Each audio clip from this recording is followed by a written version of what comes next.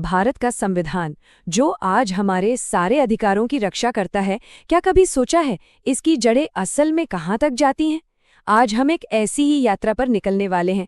ये सफ़र शुरू होता है एक ट्रेडिंग कंपनी से और ख़त्म होता है दुनिया के सबसे बड़े लोकतंत्र के संविधान पर। चलिए इस दिलचस्प कहानी को समझते हैं।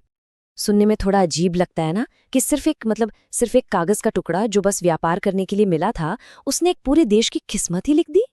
सवाल तो यही है कि एक ट्रेडिंग चार्टर भारत जैसे इतने बड़े देश के कानूनी ढांचे की नींव आखिर कैसे बन सकता है। यही वो पहेली है जिसे आज हम सुलझाने की कोशिश करेंगे। तो इस कहानी को समझने के लिए ना कुछ जरूरी पड़ावों से गुजरना होगा। देखिए, सफर शुरू होगा साल 1600 से, जब सब कुछ बस एक दस्तावेज से शुरू हुआ था। फिर 1765 में देखेंगे कि कैसे व्यापार शासन में बदल गया। 1858 में एक बड़ा विद्रोह होगा जो सब कुछ बदल देगा। और फिर आखिरकार हम पहुंचेंगे 1947 की आज़ादी और 1950 में हमारे संविधान के बनने तक। तो चलें शुरू करते हैं। तो कहानी का पहला चैप्टर शुरू होता है एक कंपनी से। नाम था ईस्ट इंडिया कंपनी। लेकिन ये कोई मामूली कंपनी नहीं थी। चलिए पता लगाते हैं कि ये व्यापारी आखिर भारत पहुंचे कैसे और उनका असली मकसद था क्या। जरा सोचिए, साल है 1608। भारत, जो मसालों और रेशम से भरा एक बेहद अमीर देश है, और कुछ ब्रिटिश व्यापारी यहाँ सिर्फ और सिर्फ व्यापार करने आते हैं। उस वक्त तो किसी ने सोचा भी नहीं होगा कि उनका ये आना आने वाली सदियों के लिए भारत की कहानी को हमेशा हमेशा के लिए बदल कर रख देगा। तो सवाल ये है कि ये ईस्ट इंडिया कंपनी आखिर थी क्या भला?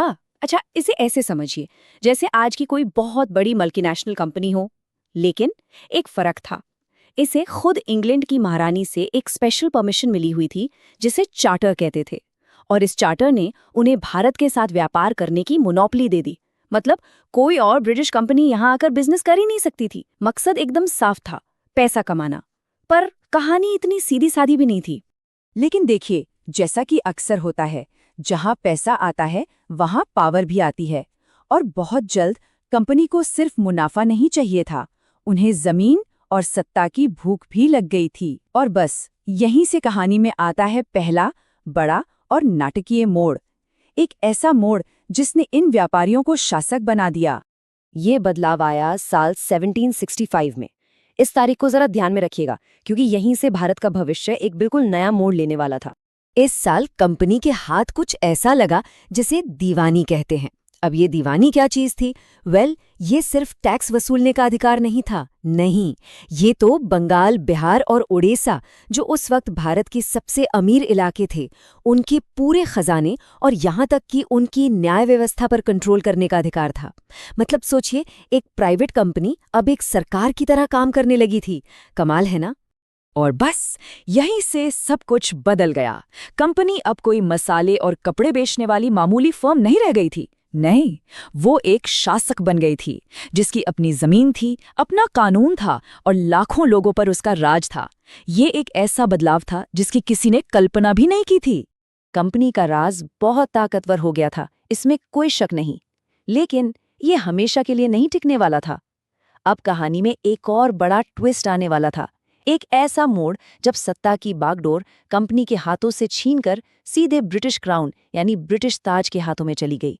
और इस बदलाव की चिंगारी कहाँ से भड़की? 1857 के विद्रोह से, जिसे हम सब भारत की आज़ादी की पहली लड़ाई के नाम से भी जानते हैं। इस विद्रोह ने पूरे ब्रिटिश साम्राज्य की नींव हिलाकर रख दी थी और उन्हें ये बात समझ आ गई थी कि एक अकेली कंपनी भारत जैसे इतने बड़े देश को अब और नहीं संभाल सकती। अब वक्त आ गया था कि ब्रिटिश सरकार खुद सीधे मामले में दखल दे। और हुआ भी बिल्कुल ऐसा ही। साल 1858 में ईस्ट इंडिया कंपनी का राज हमेशा के लिए खत्म कर दिया गया। अब भारत पर सीधा ब्रिटिश महारानी का शासन था। ये एक युग का अंत था और एक नए, ज्यादा डायरेक्ट औपनिवेशिक युग की शुरुआत।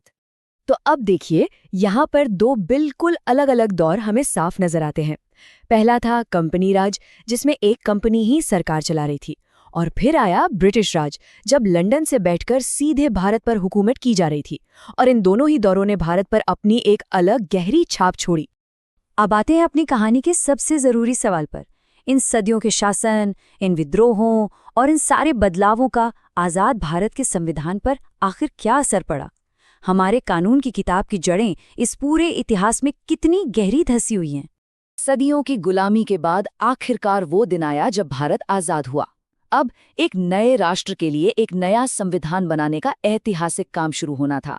साल 1946 में भारत के सबसे बेहतरीन दिमाग एक साथ आए और उन्होंने उस दस्तावेज को तैयार किया जो आज भी हमारा मार्गदर्शन करता है, भारत का संविधान, जो 26 जनवरी 1950 को लागू हुआ।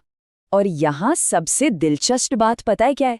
हमारे संविधान बनाने वालों ने अतीत को पूरी तरह से मिटा नहीं दिया। जैसा कि कई एक्सपर्ट्स भी मानते हैं, हमारे संविधान और हमारी सरकार चलाने के तरीके की कई खासियतें, उनकी जड़ें सीधे ब्रिटिश शासन में मिलती हैं। ये एक कॉम्प्लेक्स विरासत है जिसे समझना बहुत ज़रूरी है। देखिए, असल में हुआ ये कि ब्रिटिश शासन ने भारत में सरकार और एडमिनिस्ट्रेशन का एक पूरा ढांचा, एक फ्रेमवर्क तैयार कर दिया था। तो जब भारत आज़ाद हुआ तो उस ढांचे को पूरी तरह से तोड़ा नहीं गया, बल्कि उसे अपनी ज़रूरतों और अपने मूल्यों के हिसाब से बदला गया, अपनाया गया। ये कुछ ऐसा था जैसे किसी पुरानी नींव पर एक नई शानदार इमारत खड़ी कर देना। और इस असर को हम दो मेन हिस्सों में बांटकर देख सकते हैं। पहला, कंपनी का शासन, जो ज़्यादातर कह सकते हैं कि अव्यवस्थित और शोषण से भरा था, और दूसरा, क्राउन का शासन, जिसने एक ज़्यादा स्ट्रक्चर्ड एडमिनिस्ट्रेटिव सिस्टम बनाया। दोनों ही दौरों ने हमारी आज की कानूनी और राजनीतिक व्यवस्था पर एक ऐसी छाप छोड़ी है जो कभी मिट नहीं सकती। तो अगली बार जब कभी भारत के संविधान या हमारी कानूनी व्यवस्था के बारे में बात हो, तो एक पल के लिए रुककर जरूर सोचिएगा कि हमारे कानूनों के पीछे सदियों का इतिहास छिपा है। एक ट्रेडिंग कंपनी की कहानी, एक विद्रोह की आग और एक पूरे राष्ट्र के जन्म का संघर्ष। सच तो ये है कि हमारा कानूनी डीएनए हमारे इतिहास की ही एक जीती जागती कहानी है।